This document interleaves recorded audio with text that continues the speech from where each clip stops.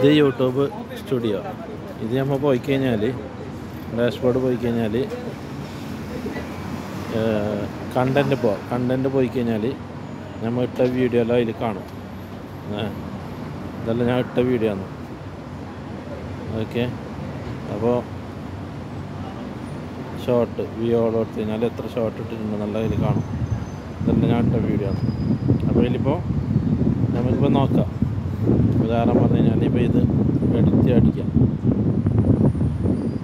അടിച്ച് കഴിഞ്ഞാൽ അതിലിപ്പോൾ റോയൽ റോസ്, ഞാൻ ഉദാഹരണത്തിന് ലിറ്റർ റോയൽ റോസ് തന്നു. അതിൻ്റെ ബാക്കി അതിന് ശേഷം ഹാഷ് അടിച്ച് ഷോർട്ട് എന്നിട്ട് അതിൻ്റെ താഴെ ഡിസ്ക്രിപ്ഷൻ കാണും. ഈ ഡിസ്ക്രിപ്ഷനിൽ എന്താ കാരണമെങ്കിൽ ഇതുപോലെ കുറേ ഹാഷ്ടാഗ് കൊടുക്കാം. Short YouTube video, short video, പിന്നെ എന്തെങ്കിലും നമുക്ക് അങ്ങനെയുള്ള കുറേ ഇത് നമുക്ക് കൊടുക്കാം, ഇഷ്ടമുള്ള കൊടുക്കാം.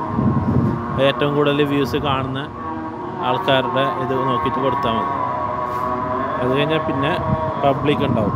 ഈ പബ്ലിക് പറഞ്ഞെങ്കിൽ നമ്മൾ പബ്ലിക്കായിട്ട് പോസ്റ്റ് ചെയ്യുന്നത് പബ്ലിക്കായി. പിന്നെ നമുക്ക് പ്രൈവറ്റ് ആയിരുന്നെങ്കിൽ നമുക്ക് മാത്രമേ കാണാൻ പറ്റൂ.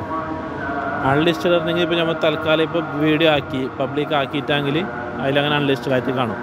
അപ്പോൾ ആൾക്കാർക്ക് വ്യൂ ചെയ്യാൻ കഴിയില്ല. അപ്പോൾ പബ്ലിക്ക് കൊടുക്കേണ്ടി വരും.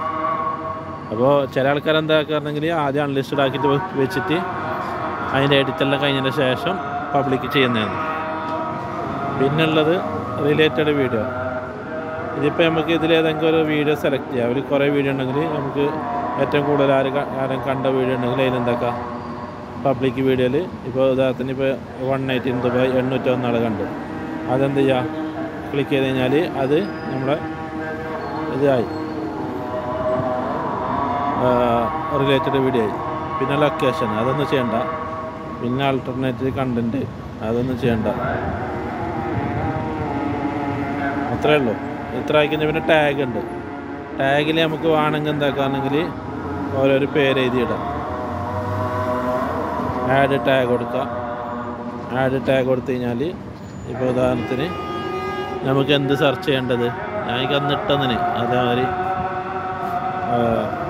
ഹൈദരലി അല്ലെങ്കിൽ ബേക്കൽ എന്നിട്ട് സ്പേസ് അടിക്കുക.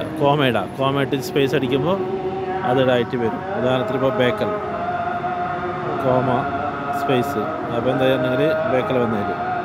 പിന്നെ ബേക്കൽ ഫോർട്ട്